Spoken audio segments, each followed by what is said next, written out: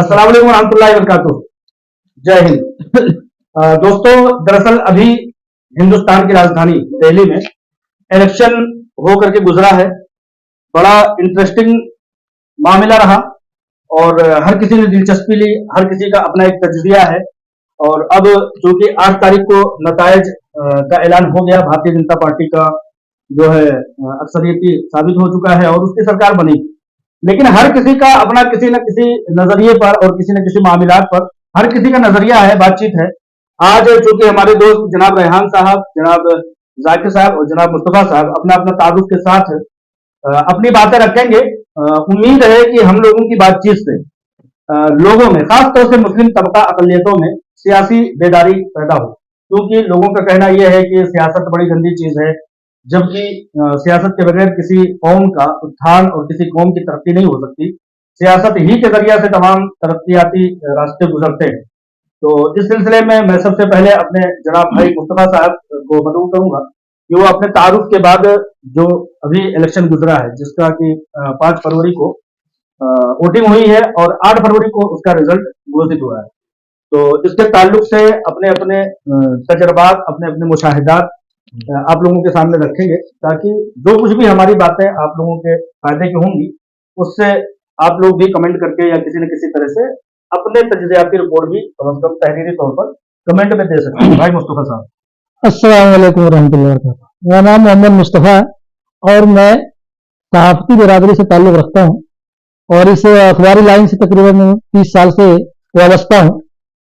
दिल्ली में मुझे रहते हुए तकरीबन 30 से 31 साल हो चुके हैं और दिल्ली असेंबली इंतखाबात में जितने भी इंतखाबात हुए हैं उसको बड़े गौर से करीब से देखने का मौका मिला है। ये पहला इलेक्शन था जिसमें इतनी दिलचस्पी लोगों ने ली और हर आदमी अपने तौर पर अपनी पार्टी जिसकी वो सपोर्ट कर रहे थे उसके लिए उसकी कारकर्दगी को, उसके काम को सराहा और उसको जो है ना लोगों के सामने पेश करने की कोशिश की। यह इलेक्शन में कभी कोई हारता है, कभी कोई जीतता है, लेकिन इस इलेक्शन से हमें सबक क्या मिला, इसके बारे में मैं चंद मिनट आपके सामने गुफ्तगू करना चाहूंगा। पहली बात, हमारी कौम के अंदर इलेक्शन के ताल्लुक से काफी बेदारी है, इससे इनकार नहीं किया जा सकता। लेकिन हम किन मुद्दों पर वोट करते हैं, किन पार्टियों को सपोर्ट करते हैं, ये जरूर तशवीशनाक और तशवीश की बात है। हमें जो है सिर्फ अपना फायदा या अपने इलाके का फायदा नहीं देखना चाहिए, बल्कि कौमी तौर पे, कौमी सतह पे जो पार्टी मुसलमानों को अपने सियासी तंजीमी ढांचे में या हुकूमत में हिस्सेदारी देती है, हमें उसको जो है तरजीही बुनियाद पे सपोर्ट करना चाहिए। इस इलेक्शन में ये चीज साफ तौर पे देखी गई कि मुसलमानों का वोट कई जगह बटा, मतलब 3 पार्टियों में तकरीबन तकसीम हुआ। सबसे ज्यादा जो है आम आदमी पार्टी को वोट मिला, उसके बाद कांग्रेस को मिला, तीसरे नंबर पे AIM यानी कि असदुद्दीन ओवैसी की पार्टी को भी 2 जगह काफी सपोर्ट मिला, जिसका नतीजा यह हुआ कि मुसलमानों के बटने की वजह से बहुत सी ऐसी सीटें थी जिसपे सियासी पार्टियां जीत दर्ज कर सकती थी, लेकिन वोट बटने की वजह से मुखालिफ पार्टी जिसको जिताने के मूड में वो नहीं थे वो जीत गई। तो इसलिए हमें सबसे पहले अपने मसाइल, अपनी जरूरतें, हमारे समाज में क्या किस चीज की जरूरत है उसको ध्यान में रखते हुए हमें पार्टियों का इंतखाब करना चाहिए। इसलिए हमारे अंदर मुस्लिम मोहल्ले में आमतौर पे एजुकेशन की कमी है, तालीम की कमी है, स्कूलों की जरूरत है, उसके अलावा सड़कों की जरूरत है और दीगर जो चीजें हैं उस पर उसकी जरूरत है। हमने इन तमाम चीजों से कतई नजर ये देखा कि मुसलमान जो कभी किसी जमाने में एक तरफा वोट किया करते थे, इस बार काफी बटे हुए और तकसीम के साथ उन्होंने वोट दिया और किसी एक पार्टी को उन्होंने सपोर्ट नहीं किया। बसा औकात कई जगह तो ऐसा ही देखने में आया कि वहां पे मुसलमानों ने बीजेपी तक को वोट दिया। अभी मैं शालीमार बाग का एक वीडियो देख रहा था, वहां पे एक बहुत बड़ा तबका मुसलमानों का जो वोटर है, वहां पे उन्होंने बकायदा वोटिंग नहीं किया बल्कि बीजेपी के लिए प्रचार भी किया मुसलमानों ने। तो ये जो चीजें हैं ये नहीं कह रहा कि ये गलत है, लेकिन ये है कि अपने मफाद को मुकद्दम रख करके इंसान को वोटिंग करनी चाहिए। क्योंकि ये लोकल इलेक्शन था, दिल्ली असेंबली का इलेक्शन था, ये लोकसभा का इलेक्शन नहीं था, तो हर आदमी अपने लोकल मसाइल को मद्देनजर रखते हुए वोटिंग किया। अब आने वाले सालों में जिन पार्टियों से हम जुड़े हुए हैं, जिन पार्टियों को हमने सपोर्ट किया, वो पार्टियां हमें किस हद तक हमें अपना बना करके रखती है, या हमें सिर्फ इलेक्शन के मौके पे यूज करती है, या कुछ और मामला है, ये बाद में देखने वाली चीज होगी। क्योंकि तारुफी मामला था भाई साहब के साथ, जो कि कौमी दिल्ली के एक मजे हुए टीचर हैं, उस्ताद हैं। तो भाई साहब के साथ अपने तारुफ के साथ चंद बातें कहेंगे, उसके बाद तफसील में जाएंगे। अस्सलाम वालेकुम। भाई मुस्तफ़ा भाई साहब ने बहुत अच्छी बात रखी है अपनी।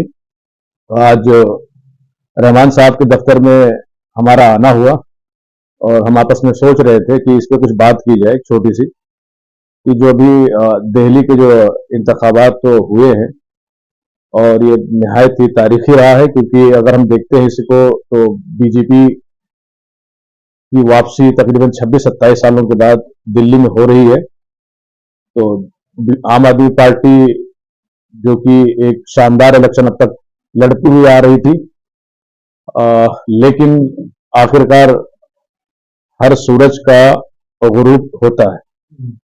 तो आम आदमी पार्टी का भी सूरज अब जो है ढलने जा रहा है या ढल चुका है। बहुत सारी बातें इस पर अभी होगी। अभी इलेक्शन के बाद जो है हमें इस पर बैठ करके गौर करना है। आम आदमी पार्टी को भी करना चाहिए कि कहां उनसे गलतियां हुई हैं।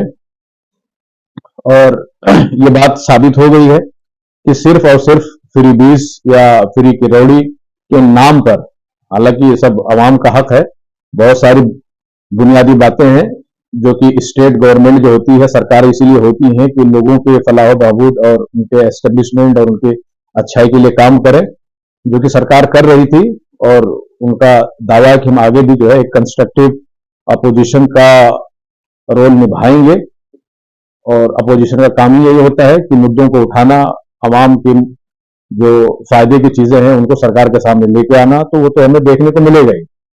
लेकिन इस इलेक्शन के होने के बाद अब आगे की रणनीति क्या होगी, आगे क्या होने वाला है, इस पर गौर खोज करने की जरूरत है। मुसलमानों को बहुत ज्यादा परेशान होने की जरूरत नहीं है। जैसे कि एक मकूला है, तरबूज चाहे छुरी पर गिरे या छुरी तरबूज पर गिरे। हाँ, मुसलमानों का तो ऑलरेडी ही कुछ नहीं है। हाँ, हमारा तो पहले से भी कुछ नहीं है। अपना सर खोलने की जरूरत क्या है। हाँ, हमने खामखा का और बेकार में ठेका ले रखा था अपोजिशन बनने का और बीजेपी को हराने का, जबकि हम उसको हरा के भी कोई फायदा नहीं हमारा हुआ, नहीं जिता के कोई फायदा हुआ। तो जैसे कि भाई मुस्तफा कह रहे थे, तो उसी के ऊपर जो है अब आगे क्या होना है क्या नहीं होना है।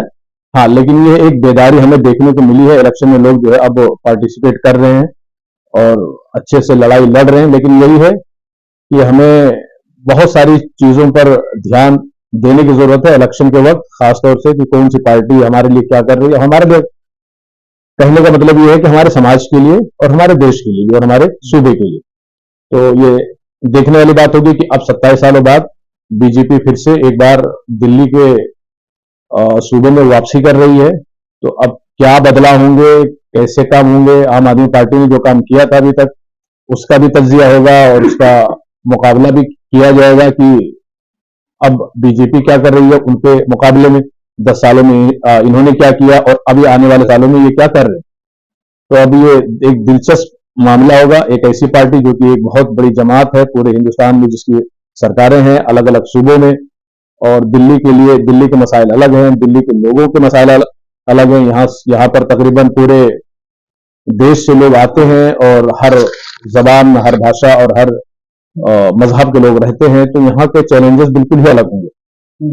तो अब ये एक बड़ा चैलेंज है मेरे हिसाब से बीजेपी के लिए कि अब आगे हमें दिल्ली में कैसे जो है बाकी रहना है और आगे क्या क्या काम करना है।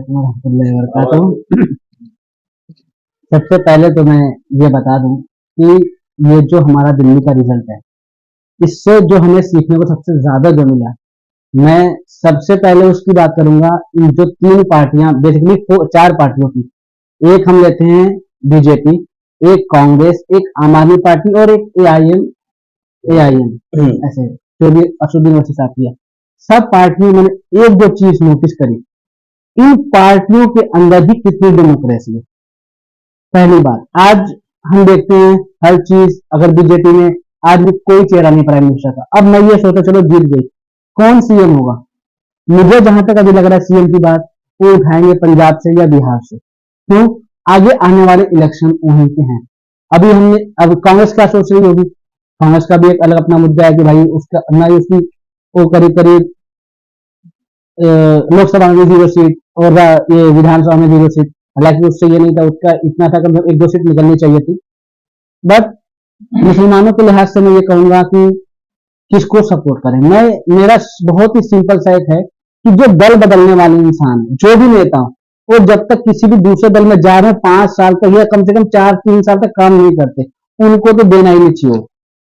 और हमें ये मुसलमानों ने ये चीज इस बार बहुत ही क्लियर कर दिया है कि कोई हारे कोई जीते हमें कुछ नहीं फर्क पड़ता, होना भी यही चाहिए और होना भी यही चाहिए कि बीजेपी आ जाएगी, ये आ जाएगा, वो आ जाएगा, कुछ नहीं फर्क पड़ता। कहाँ आज बीजेपी नहीं है भाई, पूरे मुल्क में हो करके। हाँ, हमें अपना काम करना, हमें सबसे बड़ा, हमें अगर चलो मैं ओवैसी जी की बात करूं, बहुत बड़ी करता है, हमें बहुत ही अपनी वो करना चाहिए, अपनी एक हम पावर, हमारा ही सब कुछ सुनने वाला हो, तो हमें सबको साथ लेकर चलना चाहिए।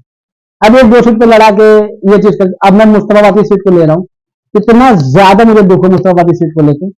अब हालांकि जो वहां के बीजेपी कैंडिडेट थे वो खुद मान रहे थे मुझे हारना है, वो रोड जब उनका टिकट कटा तो वो रो रहे थे मुस्तफाबाद। हाँ, जहाँ पर वो विश्वा महेंद्र सिंह ओखला में क्या हुआ? ओखला में तो समाजवादी पार्टी के जो कुछ लोग थे उन्होंने अपने ऊपर से मानना ही छोड़ दिया, अपना रहमतुल्लाह खान के साथ दिया, वो सीट निकल गई आम आदमी पार्टी को।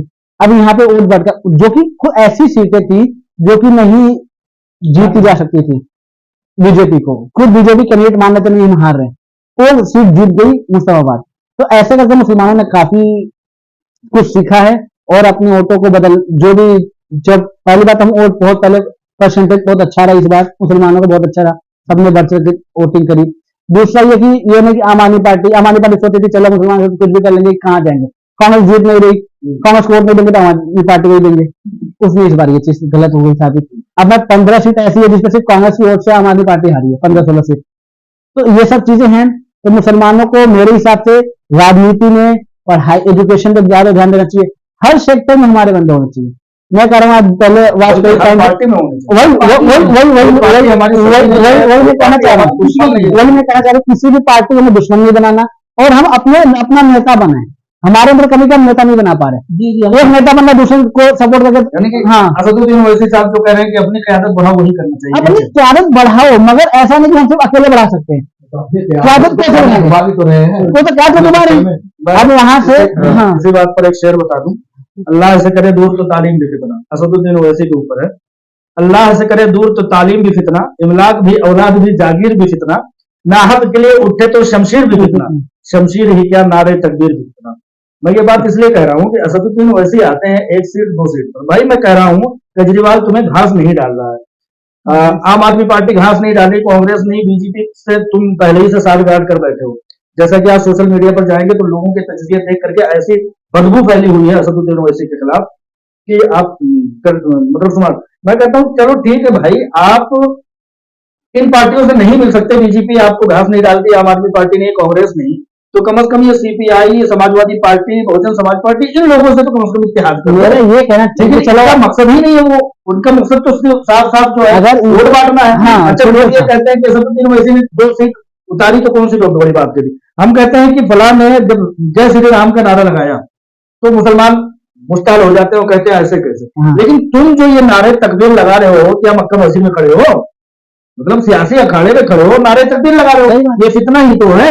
जैसे कि कहा कि नारे तकबीर भी फितना, और लोग ये कहते हैं कि 2 ही सीट उतारा, 2 सीट उतारते जरूर है, लेकिन जब वो हैदराबाद में बोलते हैं ना तो उत्तराखंड में उसके रिजल्ट, उसके गाज गिरते हैं, लोगों के गम गुस्सा का इजहार होता है।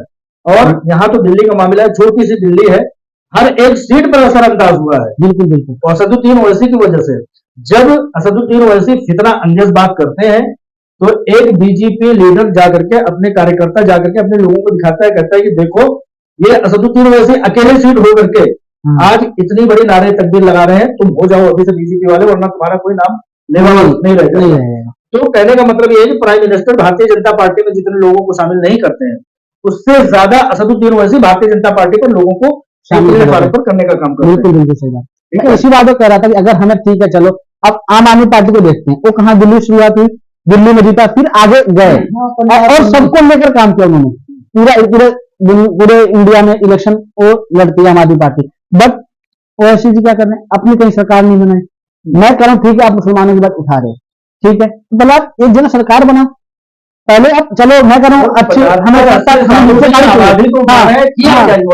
हिस्सेदारी चाहिए, मैं कह रहा हूँ हिस्सेदारी चाहिए तो आप पहले तेलंगाना आपका वो है, तेलंगाना में सारे ऐसी पार्टी से बनाओ जिससे वजह तुम्हें निकल नहीं पा रहे हो यहाँ अब ये अच्छा, ये सबसे बड़ी चीज है, इसको मुसलमान समझ रहा है।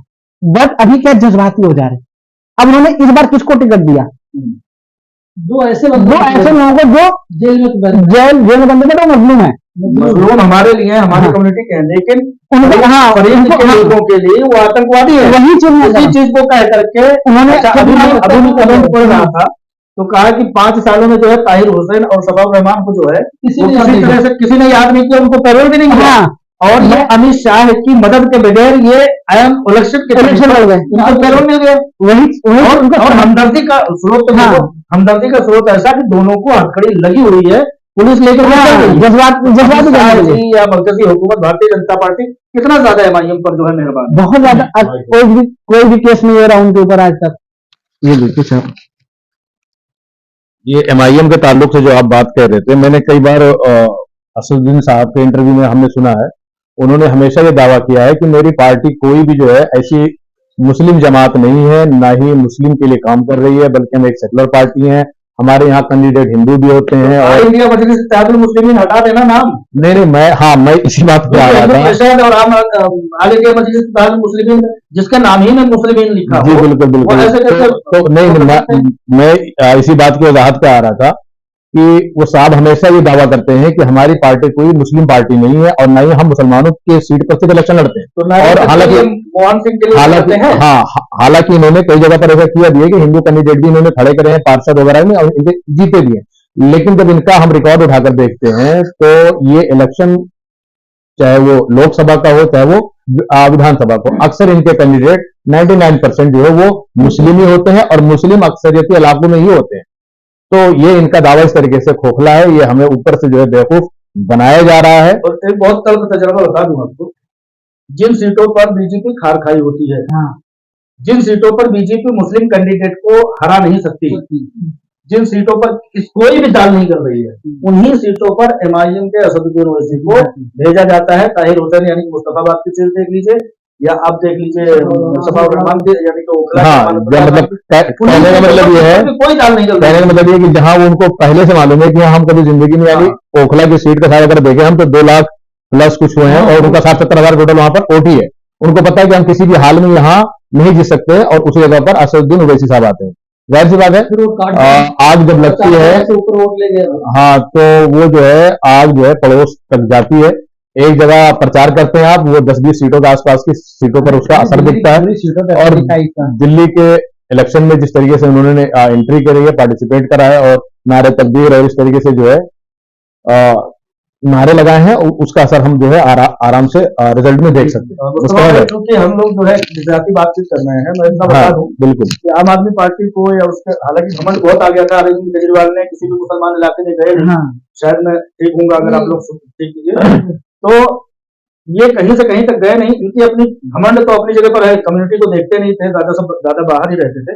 लेकिन अरविंद केजरीवाल सिर्फ और सिर्फ भारतीय जनता पार्टी जो कि हुकूमत बना रही है उससे 1,90,000 वोट खाली कम है, बस उससे ज्यादा नहीं। वोट शेयरिंग बहुत ही कम, बहुत 42% लोग कहते हैं 44% समथिंग जो है बीजेपी का। लोग कहते हैं कि कांग्रेस की जो है एक भी सीट नहीं आई, लेकिन आप देखें ना कि 1,90,000 वोट जो है सिर्फ मात्र कम है और वही वोट जो है कांग्रेस को मिली है 16-17 सीटों पे डायरेक्ट कांग्रेस ने उसको नुकसान पहुंचाया है। अच्छा ये हम लोग जो है हमारी कम्युनिटी है जो आम आवाम है खासतौर से मुसलमान, वो अपने आप को अपोजिशन बना लेती है, लेकिन इन पार्टियों के अपने वजूद का इतना खतरा होता है कि आपस में मिल नहीं सकती, मिल करके इलेक्शन लड़ने इनको इतना ज्यादा टेंशन होता है। मैं कह रहा हूँ अगर हरियाणा में कांग्रेस ने 4 सीट दिया तो क्या केजरीवाल को नहीं लड़ना चाहिए था? 4 सीट लड़ना चाहिए। तो उन्होंने क्यों नहीं किया? क्योंकि उनका भी दल चलो अभी क्या ही अपनी क़यादत हाँ, बढ़ाएंगे, अपनी क़यादत पार्टी को बढ़ाते हैं, हार जाएंगे तो हम हमारा क्या है? हाँ हमें तो पेंशन मिलती बस रहेगी। उनको कोई बीजेपी से नहीं, मतलब ऐसा नहीं है। आम आदमी पार्टी की गलती रही है कि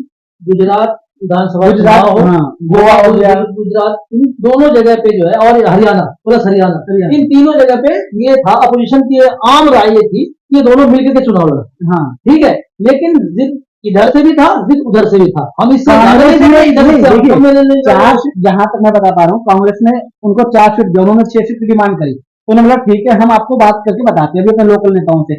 फिर क्या होता है, उस दिन जमात मिल जाती है अरविंद केजरीवाल जी को, उसके बाद क्या होता है इनका, उसके बाद कैंसिल कर दिया केजरीवाल जी की तरफ से, डायरेक्ट मना कर दिया। अच्छा इस दिल्ली के इलेक्शन में देख लीजिए, अब देखिए अजय माकन की तरफ से या बल्कि जो दिल्ली प्रदेश कांग्रेस कमेटी उनकी तरफ से बाकायदा पर बदल गया था।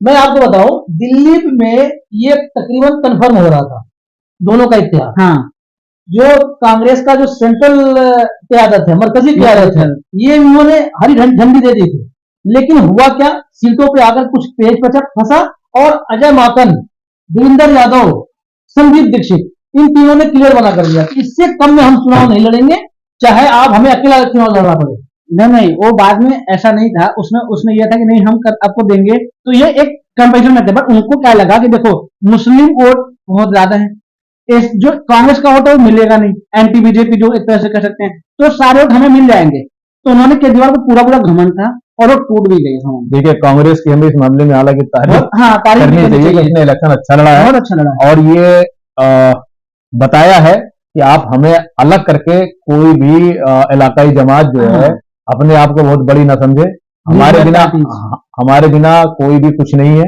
और ये क्यादत खड़ी नहीं हो सकती, खड़ी नहीं हो सकती कांग्रेस के बिना। बीजेपी पार्टीज भी कि हाँ ठीक है हमें एक दरकिनार नहीं करना है। एक बहुत हैरानकुन डेटा आप लोगों को बताता हूँ, मुसलमानों ने इस बार 9 से 10% भारतीय जनता पार्टी को वोट दिया है।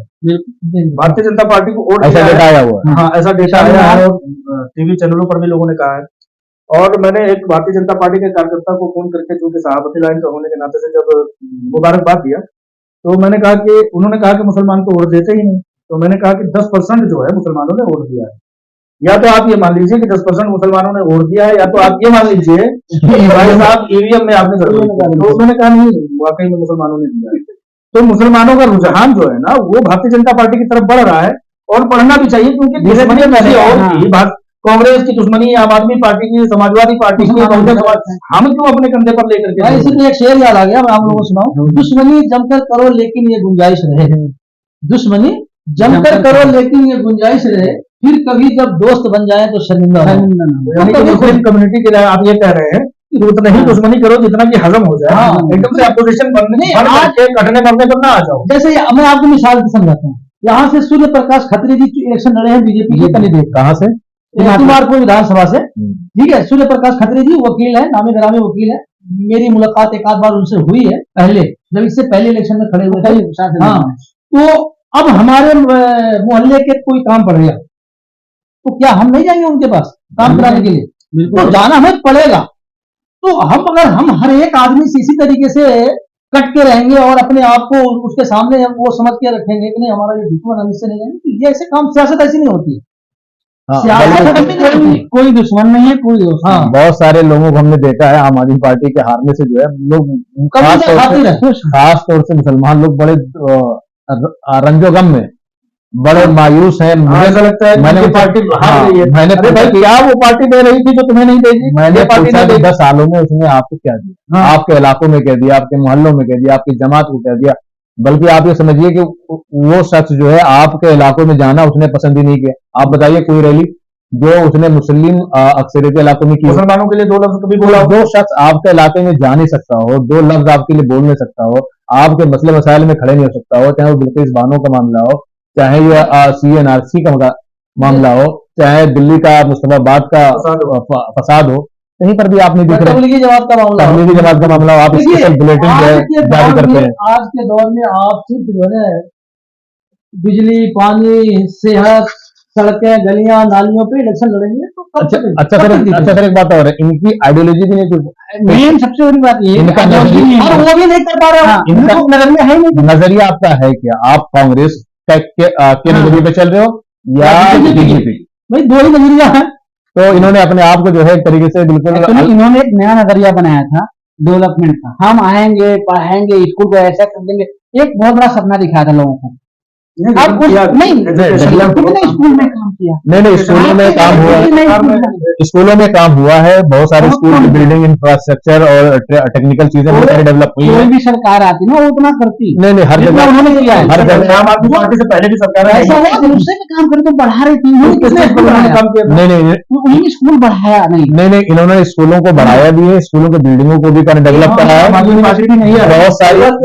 सारी चीजें बहुत सारी ट्रांसपेरेंट भी की है। इसमें तो जो चीजें हैं उसको इनकार नहीं कर सकते, उसको हम नहीं कह रहे। अगर कोई आता लेकिन मैं ये कह रहा था मैं ये कह रहा था कि सिर्फ इसी बुनियाद पे आपको कुछ न कुछ नजरिया आवाम के सामने तो रखना पड़ेगा ना, आपका विचारधारा क्या है। एक्चुअली उनको ना समझ में नहीं आता, बाद में ये ऐसे आइडियोलॉजी की बात होगी, उनको ये टाउनशिप बना के देते रहेंगे, लोग खुश होते रहेंगे। सच्चा है कि देखिए भाई, जब तक आप सियासत कर रहे हैं, जब तक आप देखिए क्या है कि हिंदुस्तान की आजादी के बाद से दो विचारधारा का जन्म हुआ, एक अम्बेडकरवादी कह लीजिए या गांधीवादी कह लीजिए, और दूसरा जो था ये राइट विंग वाले, एक लेफ्ट राइट, तीसरा था लेफ्ट वाला। ठीक है, हर आदमी अपने अपने नजरिए पे काम करता हुआ आ रहा है आज तक। कांग्रेस अपने गांधीयाई नजरिए पे चल रही थी, बीजेपी जो है राइट वाले थी, और उसके बाद लेफ्ट वाले तो धीरे धीरे बेचारे खत्म ही हो गए। वो थे जब तक लेवल कैटेगरी के लिए वो काम करते थे, ठीक है ना। तो आपको कहीं ना कहीं किसी न किसी नजरिए से आपको जुड़ना पड़ेगा, आप सीधे जो है ना आप बे लगाव नहीं सकते। जब कोई पॉइंट आता था उस पर खड़े नहीं पाते, जैसे बिल्किस बानो कैसा हमको नहीं समझ आ रहा, हम क्या करें। अब सीएनआरसी का मामला आया, बिल्किस बानो का मामला चलो गुजरात का मामला हो गया, लेकिन सीएनआरसी हो गया, दंगा हो गया, 2 दिन दिल्ली दंगा और केजरीवाल के घर से लेकर के 2 किलोमीटर का पूरा डिस्टेंस है, ज्यादा से ज्यादा 2.5-3 किलोमीटर मान लीजिए, लेकिन तीन दिन तक मुस्तफाबाद जलता रहा। अरविंद केजरीवाल इतना बड़ा मतलब शिद्दत पसंद आदमी है कि वो निकला नहीं। अमानतुल्लाह खान चिल्लाता रहा घर भर को, पूरे मुस्लिम मेंबरान असेंबली उसके घर पे बैठे रहे, सारे मेंबर लेकर के गए थे, यहाँ आकर के जो है अपने राजभवन के सामने वो नारा लगाता रहा अमानतुल्लाह खान, लेकिन केजरीवाल के कान पर जूतर नहीं रहेगी। अच्छा, जहां तक बात हो रही डेवलपमेंट की, तो मैं बात करूंगा। अगर आप देखेंगे हिंदुस्तान की जितनी भी तारीखी शहर है, और ये आम रिवाज रहा है कि पहले के जो शहर होते थे वो पानी के पास दरिया नदियों के आसपास हुआ करते, तो दिल्ली भी एक जो है तारीखी नदी है, हमारा जो है तारीखी शहर भी है, तो जमुना के पास में। ठीक है, आप लोग देख रहे हैं 10-15 साल से हम भी यहाँ पर है दिल्ली में, तो वाकई ये एक बड़ा चैलेंज है और एक बड़ा मसला है दिल्ली की जमुना की सफाई। वाकई बहुत ही सारा नाला खुला पड़ा है, सारा का सारा जमुना में जा रहा है। तो आप जब सरकार बने हो, आप डेवलपमेंट पे आए हो, आप स्वच्छता पे आए हो, साफ सफाई पर आए हो, वादा पे किया था। शीला दीक्षित ने मकान प्लान बना के दिया था, उसमें पंकज पुष्कर थी, यहाँ के एमएलए थे, तिमारपुर ये लगता हुआ, हाँ, कुछ एक्शन प्लान तैयार किया था, बट सिर्फ पेपरों पे रह गया, उसपे कोई काम नहीं हुआ। ऐसा ना, वो पंकज पुष्कर को काम ही नहीं करने दिया गया। नहीं, ये तो बात की बात है, काम करने आप काम करना चाहेंगे तो काम हो जाएगा। आपका अपना काम, आपका अपना काम होता है तो एलजी के दफ्तर पे आप जो है बैठ करके धरना देते हैं। अच्छा, सड़क बनाने के लिए आप जो है बिजली बिल उसके लिए पैसे पास कर रहा है, सैलरी बढ़ाने के लिए पैसे बिल पास कर दे रहा है, बिजली वाली सब्सिडी दे रहा है, अब यही वाला काम नहीं हो पा रहा है। मेरे सड़कें बनाने के लिए आपको किसने रोका है? तो जो 10 साल पहले दिल्ली की सड़कें थी, तकरीबन मतलब 2-4% आगे पीछे ना कर लो तो एक राजधानी है देश की जो है, और पूरे इंटरनेशनल जो है क्या बोलते हैं टूरिस्ट लोग आते जाते हैं, तो लोग यहाँ से क्या लेकर जाएंगे। और आपने इन सड़कों के लिए, यहाँ की खूबसूरती के लिए, साफ सफाई के लिए कुछ नहीं दिखता, हर जगह धूल मिट्टी उड़ रही है। अब 10 साल से सेंटर भी रो रहा है, आप भी रो रहे हो कि हम पोल्यूशन को दूर करेंगे, पोल्यूशन का मामला हर साल यही रहता है। कॉलेजेस कुछ नहीं, कितने कॉलेज बने कोई बता रहे, कितने यूनिवर्सिटी बने? उन्हीं कॉलेजेस का नाम चेंज आप कर दो, बैनर चेंज कर दो, इधर का उधर कर दो। तो कौन सा ये है कि 10% लोगों ने दिल्ली में, मुसलमानों ने भारतीय जनता पार्टी को वोट दिया है। जी जी। तो अब हर पार्टी ये समझ ले कि मुसलमान किसी के बाप का जो है जाकिर नहीं है, चाहे वो कांग्रेस हो, चाहे आम आदमी पार्टी हो, बहुजन समाज पार्टी हो, और मुसलमानों को भी ये चीज जान लेना चाहिए, कोई तुम्हारी पार्टी सगी है, दुश्मन नहीं है और ना ही सगी है। जिसको जहां बेहतर लगता है उसको जाना चाहिए, वोट कराना चाहिए, और उनके साथ मिल करके अपने कामों को निकालना चाहिए, अपने इलाकों के काम करने चाहिए, अपनी शिकायतें लेकर के जानी चाहिए। हम भारतीय जनता पार्टी के दुश्मन, खानदानी दुश्मन बने पड़े हुए हैं, भारतीय जनता पार्टी ने बेशक मुसलमानों के अभी हाल ही में बहुत सारे मामला किए हैं, लेकिन कांग्रेस का जो लोग थोड़ा बुजुर्ग हैं उनसे पूछेंगे कि कांग्रेस ने भाई इतने दंगे कराए हैं जिसकी लिस्ट बनाने लगोगे तो लोगों ने अपनी लोगों की मौतें होंगी जिन्होंने हाँ, ये सरकार में दंगे हुए हैं, अब इन्होंने करार नहीं कराया, इसका तुम नहीं कह सकते। 10 साल पहले कांग्रेस के दौरे हुकूमत थी, कांग्रेस के दौरे हुकूमत में कितने बम धमाके हुए, कितने ज्यादा मुलजिमीन पकड़े गए, हकीकी मुलजिम, लेकिन उनको सजा नहीं हुई। कांग्रेस के दौर की बात बता रहा हूं। और उसके पीछे जो इनकी सारी की सारी एजेंसियां थी, एनआईए है, सीबीआई है, और जितनी भी है, सब मुसलमानों को उठा उठा करके पकड़ करके ठूसती रही, जेलों में ठूसती रही, जेलों में ठूसती रही। 35 जब वो जेल में गए तो 30 साल 25 साल और 35 साल के थे, आज आए हैं तो उनकी कमरें झुक चुकी है। बिल्कुल, आज वो 65 साल के हैं, लेकिन आए हैं तो बेगुनाह।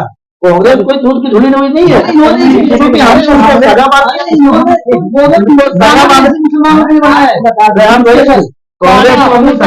कांग्रेस को हमने सजा मान लिया, उसकी गलतियां हमको गलती नजर नहीं आ रही है। भारतीय जनता पार्टी को हमने गैर मान लिया, उनकी एक भी जो है छींक हमको जो है दुश्मनी नजर आती है। तो कहने का मतलब यह है कि भारतीय जनता पार्टी के कुछ ऐसे उसूल हैं जो कि मुसलमानों के खिलाफ जा रहे हैं, उस पर सुधार करना चाहिए। अच्छा, भारतीय जनता पार्टी के अपने नहीं है, भारतीय जनता पार्टी के कुछ लीडरान के कॉल ऐसे हैं जो कि मुसलमानों के खिलाफ जा रहे हैं, वरना भारतीय जनता पार्टी का ऊपरी लेवल जो है वो अभी इतना खुल करके जो है नहीं दुश्मन। अच्छा, मैं तो उसको मजीद और दुश्मन ना बना। रमन भाई, मैं आपकी बात को जो है सपोर्ट करते हुए मैं ये कह रहा हूँ कि मुसलमान कौम को जो है हमारे भारत का जो एक ट्रेंड रहा है इलेक्शन, जो जिस तरीके से यहाँ पे लड़े जाते हैं, जीते जाते हैं, और जिस तरीके से प्लान तैयार किया जाता है, क्योंकि जहां जहां जिस इलाके में जैसी जो जात बिरादरियां और जिस मजहब के लोग जहां पर जैसे होते हैं, लोगों को उठा करके इलेक्शन में टारगेट करके इस तरीके से इलेक्शन लड़ा जाता है। लेकिन मुसलमानों को इसमें होशियारी और अक्लमंदी से काम लेना चाहिए कि हम सामने वाले को ये नजर ना आए कि हम आपके लिए सिर्फ वोट बैंक है, हमें भी वोट बैंक समझ करके। अरविंद केजरीवाल हारने के बाद आकर के भारतीय जनता पार्टी को मुबारकबाद दे रहे हैं, मुसलमानों को यहाँ मातम पिछी हुई। अरे भाई क्या मतलब? हाँ, वो तो एक चलिए ठीक है, ठीक है, मुबारकबाद भाई, जब हुकूमत आई गई है तो हम दुश्मनी लेकर के और क्या नाम है मातम बिछा करके भारतीय जनता पार्टी आ गई। केजरीवाल तुम्हारे घर में खाना ले आकर के निरावने वाला खिला रहा था, जो भारतीय जनता पार्टी छीन लेगी, भारतीय जनता पार्टी दे देगी जो केजरीवाल छीन रहा था। हमें हमें हमें वोट करने का जो ट्रेंड अपना चेंज करना पड़ेगा। हमें सामने वालों को ये नहीं दिखाना पड़ेगा कि हम जहां मतलब आप जो चाहेंगे उस हिसाब से हम वोट करेंगे, और तो मतदान करते हैं जज्बाती कर दिया, आप जज्बाती हो गए। सबसे बड़ा मैं सबसे बड़ी चीज बोलने जा रहा हूँ कि ओवैसी लोगों से सावधान रहें, इससे बड़ी कोई चीज नहीं है। ओवैसी जैसे, हाँ वही देखो, ओवैसी जैसे लोगों से सावधान। ऑल इंडिया मजलिस इत्तेहादुल मुस्लिमीन, विश्व हिंदू परिषद, ये उन्होंने फर्क बताइए। ये जब मैं रहता हूँ विश्व हिंदू परिषद हिंदू की बात करता है, ऑल इंडिया मजलिस इत्तेहादुल मुस्लिमीन मुस्लिम की बात मैं कहता हूँ, अगर वो गलत तो ये सही कैसे? वही चीज मैं कह रहा हूँ इसमें कि हमें सबसे पहले जब भी जहां जाएं, सबसे पहले भैया आप अपने तेलंगाना में पहले जीत के आओ, फिर हम आपका सपोर्ट करेंगे। तेलंगाना में आप अपना ऐसी पार्टी है, सबसे सारे उनके पार्टी है, आज हैदराबाद के शहर से अब वही क्यों, अब उसका अब आम आदमी पार्टी कब बनी? 2013-14 ऐसे कुछ बनी, 14 में ये अन्ना आंदोलन के टाइम में। आज कितनी ज्यादा हर जैसे पहुंची, क्योंकि उन्होंने सेकुलरिज्म अपनाया। ठीक है, काम किया नहीं किया अलग चीज है उससे, बट बड़ी तो है ना। आज एक ही स्टेट में गवर्नमेंट है। अब अभी मैं कह रहा हूँ कि भाई कांग्रेस को अपने गरीबान में झांकना ही चाहिए। कांग्रेस इस बार बहुत अच्छा किया है। देखिए, जब तक वो झांकेंगे नहीं, ऐसा उनकी एक तो पहली बात उनके पास वफादार कार्यकर्ता नहीं, एक्चुअली पहली बात किसके पास? कांग्रेस के पास उनका माई बाप कोई है, ठीक है ना। कांग्रेस के पास में आपको बात करते हैं, वफादार कार्यकर्ता नहीं है, नेता ज्यादा है, कार्यकर्ता कम। और दूसरी बात ज्यादा, दूसरी बात कांग्रेस के कभी भरोसा नहीं है कि कौन सा मरकजी क्यादत का बंदा भाजपा में चला जाए। उसका रीजन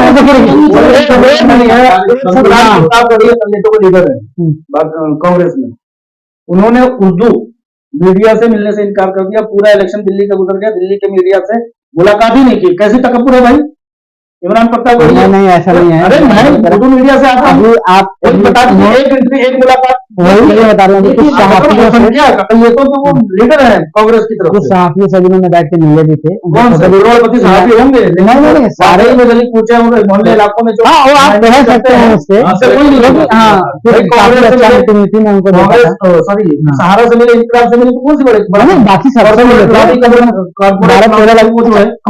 भाई ये 100 साल फलाना अखबार से ताल्लुक रखते हैं, किससे मुलाकात कर ली, इनसे पूछ लीजिए। सारी पार्टियां जो है, भारतीय जनता पार्टी तमाम उर्दू अखबारों के इश्तेहारात काट रही है, तो कौन सा कांग्रेस ने दे दिया अगर सही है तो अगर अखबार वाले। देखिए मैं एक बात बताऊं आपसे, जो आप ये कह रहे हैं कि जो वफादार नहीं, ऐसा नहीं होता। देखिए बहुत, अब जैसे मैं सिंधिया को ले रहा हूँ, ज्योतिरादित्य सिंधिया, अब वो क्या मजबूरी होगी उनको पलटने की, क्या चीज है कि हाँ अब ऐसा नहीं। अच्छा क्या अगर आज ही जो है आज ही कांग्रेस गवर्नमेंट होगी तो सारे भाग वापस इसमें आएंगे, तो उसमें हम क्या कहेंगे, ये दौर होता है। क्योंकि हर आदमी को पावर पसंद है। अगर मैं अपने घर में मालिक हूँ ना, तो मैं घर में मेरे कोई मालिक है, मेरा भाई नहीं है। आज बोल रहा हूँ, बड़ा सख्त कमेंट मेरा है कि कांग्रेस सांप छुपते भी नहीं, सामने आते भी नहीं, सांप छुपते भी नहीं, सामने आते भी नहीं, वह क्या करता है, चिलमन से सटे बैठे हैं। तो कांग्रेस का वो हाल है। तो अपने मुसलमानों को भी तो अकल नहीं लग रही है, उनको ऐसा लगता है जिस चीज की मुखालफत, मुस्लिम कम्युनिटी जिस चीज की मुखालफत करने आती है वो इतना कट्टरपंथी से अंग्रेजी को हराम किया तो हराम करार कर दिया। आखिरकार बाद में जो है उसी को, और उसके बाद जो है टेलीविजन पे, जो पूरी दुनिया टेलीविजन के जरिए से पूरी नॉलेज ले रही थी तो उसको हराम करार दिया। अब जाकर के जो है मोबाइल, हर किसी के घर में 5-5 मोबाइलें हैं। आज वही आलिम जो कह रहे थे कि क्या नाम है, खिंचाव, आज यही करते हैं कि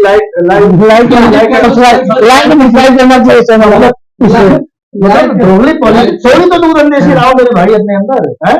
जो चीज आपके आने वाले वक्त में लाजिम और मलजूम है, ठीक है। दुनिया, हमारे नबी अकरम सल्लल्लाहु अलैहि वसल्लम फरमाते हैं कि इल्म सीखने जाओ चाहे चीन ना जाओ। हालांकि ये मकबूला है, जो कुछ भी है, लेकिन कहा जाता है वो बहुत मकबूल है, और हम कहते हैं कि नहीं, टेक्नोलॉजी को, जब वो पूरी दुनिया टेक्नोलॉजी को कचरा बना चुकी होती है तब हम उसके पीछे आते हैं। अंग्रेजी को हमने पकड़ा, बाद में कांग्रेस को पकड़ा, आज भी कांग्रेस को पकड़े हुए हैं। समाजवादी को जो है आज बना दी, अपना दुश्मन बना बैठे बीजेपी को। हाँ ठीक है, तो नहीं ये नहीं था कि हमें कांग्रेस एकदम जैसे ये हम जैसे मुताबिक बोल रहे हैं कांग्रेस को ऐसे वैसे, नहीं ऐसा नहीं है। देखिए सब पार्टी से कौन सी पार्टी ऐसे जिसमें बीजेपी में नहीं गए हो, कोई ऐसी पार्टी बता दीजिए मुझको। सबसे ज्यादा किसने गए, जिस पेड़ पर ज्यादा फल है उसमें तो पत्थर मारेंगे। बात ये है ना, नेता कहाँ थे, दो तीन चीजें होती हैं, बता दूं। नई सरकार जो होती है ना, उनको चलाने के लिए पुराने लोग चाहिए भी होते हैं। मैं आपको याद होगा जब नरेंद्र मोदी जी जीते थे तो मिलने कहाँ गए थे, मनमोहन सिंह जी के पास, क्योंकि ये देश सभी के लिए होता है। फिर होता है चलो ठीक कोई बात नहीं, जो अखिलेश यादव के 2 लोग गए थे, अखिलेश यादव ने क्या बोला था, यहाँ मुझे पता था वो जा रहे थे, उनसे मिलने जा रहे थे, क्यों, क्योंकि जो वहां पे जो चपरासी है, जो वहां पे लोग काम करने वाले, वो अखिलेश आप बात जारी रखिएगा, बीच में थोड़ा सा इंटरेस्टिंग बात होनी चाहिए। लोग कह रहे हैं वो सोशल मीडिया पर कि असदुद्दीन ओवैसी साहब अभी थोड़ी देर पहले कहा कि अमित शाह की मेहरबानी के बगैर ताहिर हुसैन और सफाउर रहमान बाहर नहीं आ सकते थे। लोग कह रहे हैं कि असदुद्दीन ओवैसी साहब अब सफाउर रहमान जो है जेल में चले गए, ताहिर हुसैन जेल में चले गए, आप पिटीशन दायर कीजिए, बैरिस्टर हैं। वही सबसे बड़ी बात है, इनके लिए कौन लड़ रहा है, कांग्रेस लड़ रही है। वही कह रहा हूँ, मैं वही कह रहा हूँ, इनके लिए लड़ कर कांग्रेस लड़ रही है, समाजवादी पार्टी लड़ रही है, सभी बिजनेस पार्टियां लड़ रही है, सिर्फ ओवैसी को छोड़ के। अब कहीं कुछ होता है कौन लड़ता है। मैं कई सारे केसेस देखा, उसमें इमरान प्रताप गढ़ी खुद टीम गई है, कांग्रेस के थ्रू गई है, ठीक है। जितने बड़े केस होते हैं, चाहे आम आदमी पार्टी का भी जो केस है उसमें कौन लड़ा, किस लड़ा, कांग्रेस के ही मनु सिंह साहब लड़े। तो ऐसा नहीं है जो आप कह रहे थे कि नहीं ये ट्रांसफर हो रहा है।